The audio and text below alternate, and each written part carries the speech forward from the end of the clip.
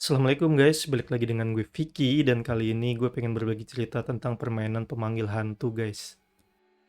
By the way, tolong ya untuk permainan-permainan ini jangan pernah dicoba karena tahu sendiri resiko dari memainkan permainan yang berhubungan dengan makhluk goib itu bahaya guys. Biar gak kelamaan langsung aja ya kita ke permainan pemanggil hantu yang pertama.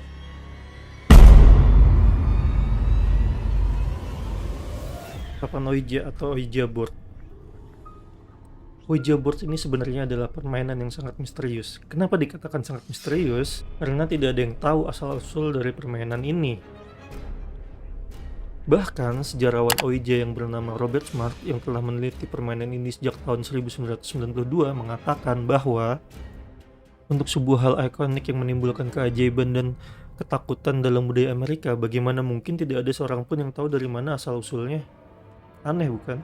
Tapi ada yang menyimpulkan bahwa permainan ini datang langsung dari obsesi Amerika pada abad ke-19 tentang spiritualisme, keyakinan bahwa orang mati dapat berkomunikasi dengan yang hidup. Bahkan yang mengejutkan guys, kisah-kisah tentang keanehan Ouija ini sampai masuk ke berita-berita yang ada di Amerika pada masa itu.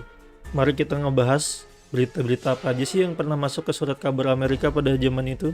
Pada tahun 1920, layanan berita nasional Amerika melaporkan bahwa tim penyidik kejahatan beralih ke papan Ouija untuk mendapatkan petunjuk dalam kasus pembunuhan misterius seorang penjudi di kota New York yang bernama Joseph Burton Elwell.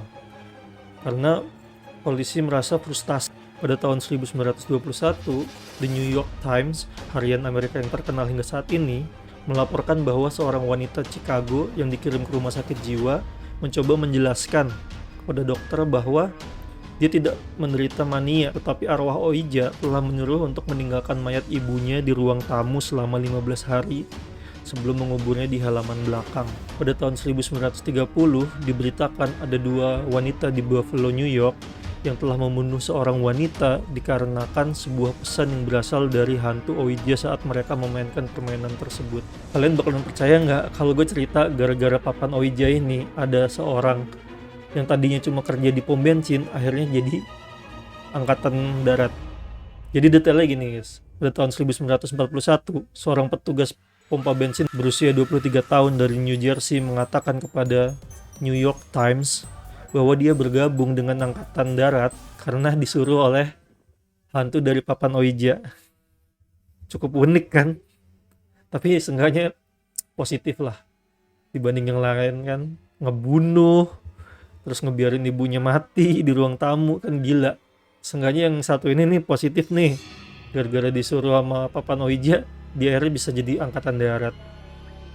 Setelah tadi ada yang jadi angkatan darat karena papan Ouija, sekarang nih ada yang menarik lagi nih. Ada yang bilang papan Ouija ini memberikan inspirasi sastra.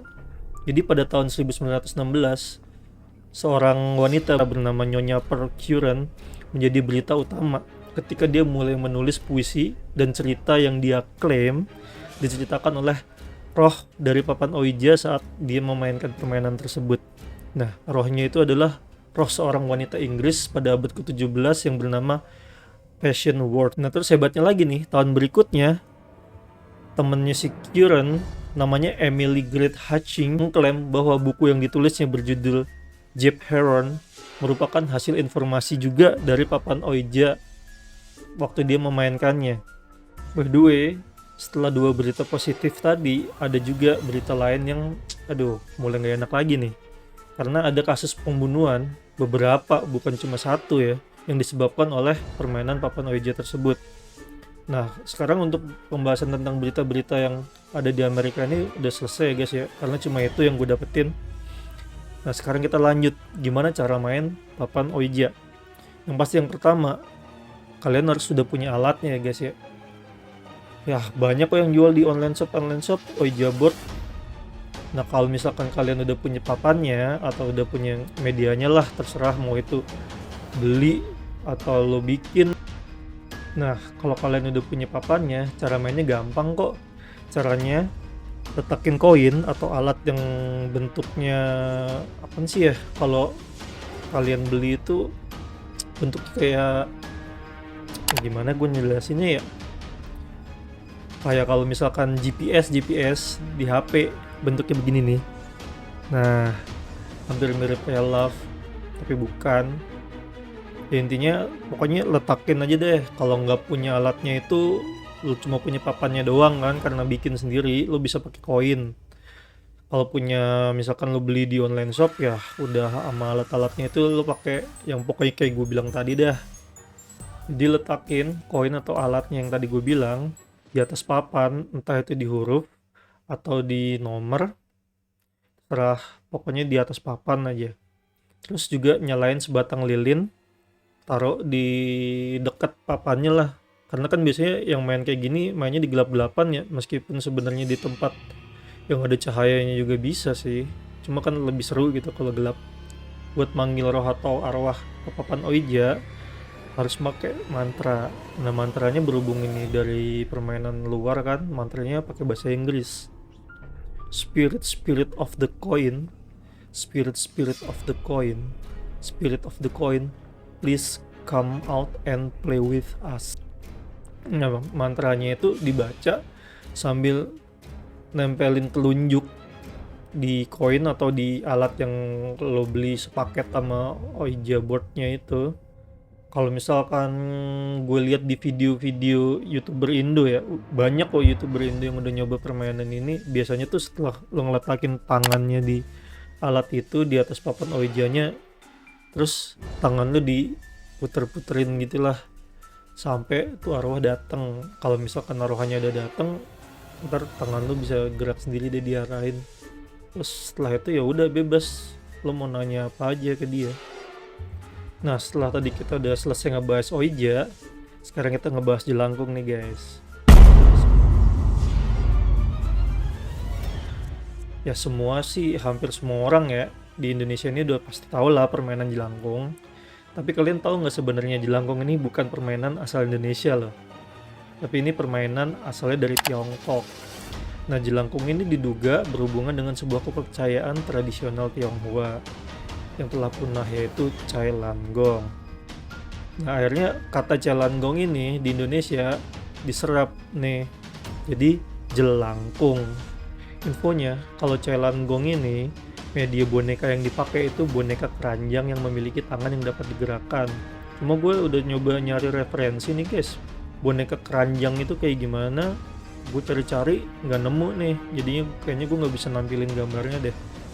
Nah, kalian udah pada tahu kan kalau jelangkung itu kan medianya itu batok kelapa, dari batok kelapa buat kepalanya. Kalau badannya ya dari kayu biasa, dan biasanya tuh di bagian tangannya diikat pakai kapur atau pakai pulpen, karena tujuannya kan nanti kan kita nanya-nanya dia nulis tuh, entah lo mau pakai media kertas sama pulpen buat nulis atau kapur sama papan tulis yang kecil gitu, ya terserah sih kalian mau makainya apa. Cuma kalian tahu nggak sih sebenarnya kalau permainan ini nih jelangkung zaman dulu itu nggak kayak zaman sekarang loh. Kalau sekarang tuh simple ya, lo cuma pakai nyediain medianya kan dari yang boneka batok kelapa itu, terus kita cuma manggil pakai mantra jelangkung jelangkung di sini ada pesta gitu kan. Nah, bisa tuh kepanggil tuh arwahnya. Cuma zaman dulu itu nggak kayak gitu guys. Zaman dulu itu kita butuh pawang. Jadi pawangnya ini khusus buat manggil arwahnya itu. Ya mungkin karena sekarang kita sembarangan kan orangnya, jadi ya banyak ada kasus-kasus kesurupan lah segala macem lah habis main jelangkung. Mungkin dulu lebih safety karena pakai pawang. Dan dulu yang mainin jelangkung ini cuma anak-anak kecil guys. Cuma kan kalau sekarang kita bebas ya, siapa aja boleh lah mainin, nggak butuh pawang juga sekarang. Kayaknya buat pembahasan ini bakal jadi beberapa part deh biar nggak terlalu panjang ya. Jadi untuk part selanjutnya tungguin aja ya guys ya, semoga kalian suka. Thank you.